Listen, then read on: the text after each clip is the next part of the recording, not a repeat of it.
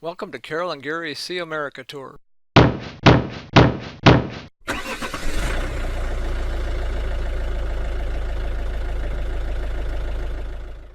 Hello again, everyone. On January 13th, Carol and I drove 21 miles south of Mims on Interstate 95 until we saw signs directing us east toward the Kennedy Space Center. On October 4th, 1957, the Soviet Union surprised the United States by launching its first satellite known as Sputnik 1 into space. On January 31st, 1958, the United States launched its first satellite, known as Explorer 1, into space. On July 29, 1958, amid growing tensions between the United States and the Soviet Union, President Dwight Eisenhower signed a public law that established the National Aeronautics and Space Administration. NASA's mission was to perform civilian research related to space flight and aeronautics.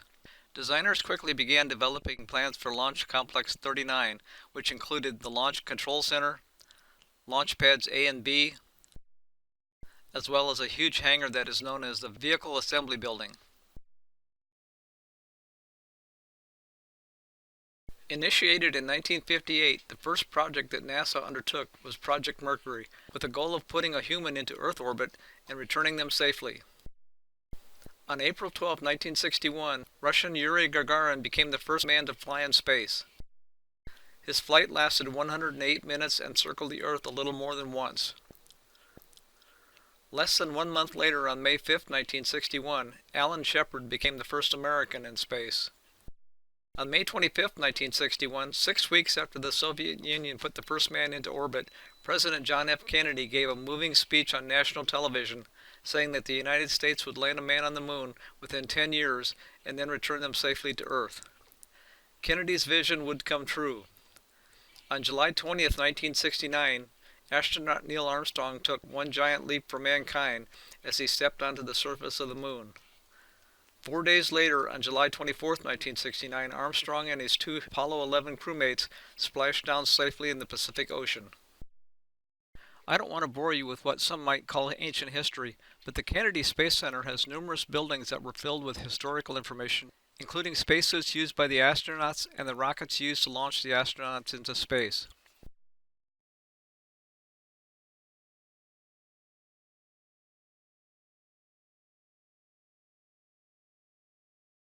After looking around at the visitor center, we boarded a large bus and were driven around to areas where we couldn't drive to.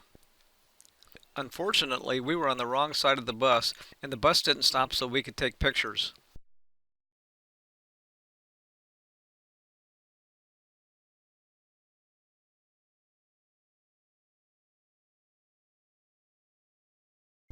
We saw the two launch control pads, LC-39A and 39B. We stopped at the Apollo Saturn Center, where we were allowed to leave the bus. Our driver said that we could look around as long as we wanted to, and then catch another bus back to the visitor center.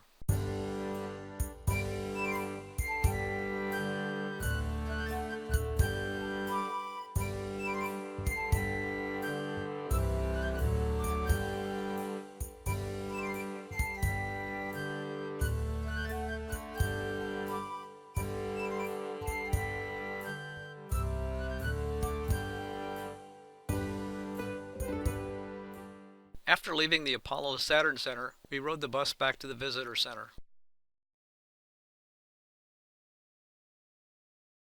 Jumping back into what some might call recent history, the first piece of the International Space Station was launched in November 1998. A Russian rocket launched the Russian Zarya control module. It was 41.2 feet long, 13.5 feet in diameter, and weighed 42,600 pounds. The Zarya module, also known by its technical term functional cargo block, was the first component launched for the International Space Station. The module was built by Russia in Russia, but was funded by the United States under a subcontract to Boeing. 2 weeks later, the Space Shuttle Endeavour, carrying the U.S. Unity module, met Zarya in orbit. The Unity module was 18 feet long, 14 feet in diameter, and weighed 26,225 pounds. In addition, the Space Shuttle carried two pressurized mating adapters.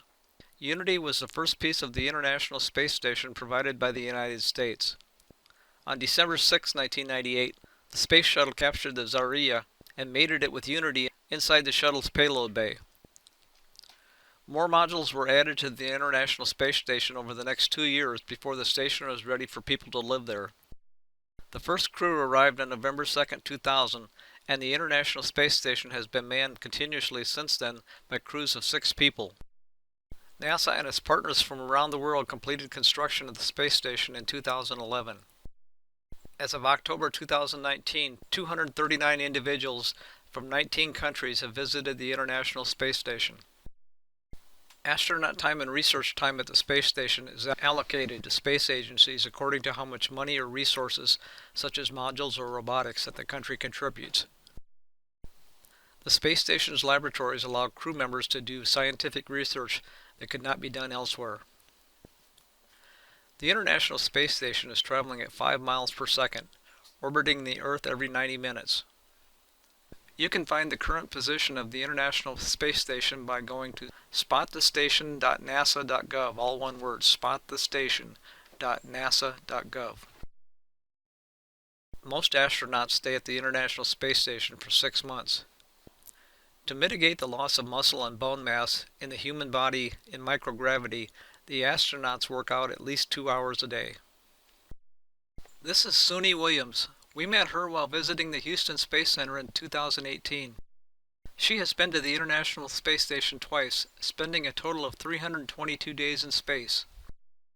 Astronauts and cosmonauts have conducted more than 221 spacewalks for space station construction, maintenance, and upgrades since December 1998. With 50 hours and 40 minutes, Suni is the second on the list of total accumulated spacewalks by a female astronaut. NASA retired the Space Shuttle program in 2011 after almost 40 years of service.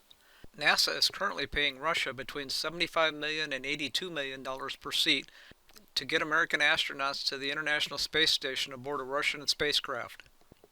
NASA wanted to devote its resources to sending astronauts beyond low Earth orbit, to an asteroid, back to the Moon, and eventually Mars. I have heard of the name of SpaceX, but paid little attention to them. Space Exploration Technologies Corporation, doing business as SpaceX, is a private American aerospace manufacturer and space transportation service company, headquartered in Hawthorne, California. Elon Musk, the CEO of SpaceX, is the product architect of Tesla Motors. He also started PayPal and several other technology companies. Founded in 2002 with the goal of reducing space transportation costs to enable the colonization of Mars, SpaceX developed the Falcon launch vehicle family and the Dragon spacecraft family.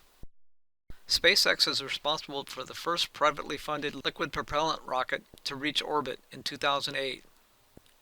They were the first private company to launch, orbit, and recover a spacecraft in 2010. They were the first private company to send a spacecraft to the International Space Station in 2012. They were the first to reuse an orbital rocket in 2017. They were the first private company to launch an object into orbit around the Sun in 2018. SpaceX has flown 18 resupply missions to the International Space Station under a partnership with NASA. NASA awarded SpaceX a contract in 2011 to develop and demonstrate a human-rated Dragon spacecraft which would be used to transport astronauts to the International Space Station and return them safely to Earth. SpaceX launched its Dragon spacecraft on a NASA-required demonstration flight on March 2, 2019, and is set to launch its first crewed Dragon in March 2020. The reason that I left this picture of the Falcon rocket on the screen is that there was supposed to be a rocket launch at Kennedy Space Center this morning, January 18th, using this rocket to demonstrate crew escape, which would quickly transport astronauts out of danger in the event of an emergency during launch. This demonstration is required before NASA will certify SpaceX to transport astronauts. This morning's test was postponed due to high winds, but has been rescheduled for tomorrow, January 19th. Carol and I were planning on driving back out to the Kennedy Space Center for the 8 a.m. launch this morning, so you can bet that we will be there tomorrow morning. And with that, I'm going to close out this video and get it uploaded. If you like this video but have not yet subscribed, please do so to be notified of future videos, and as always, feel free to share with your friends. Thanks for watching.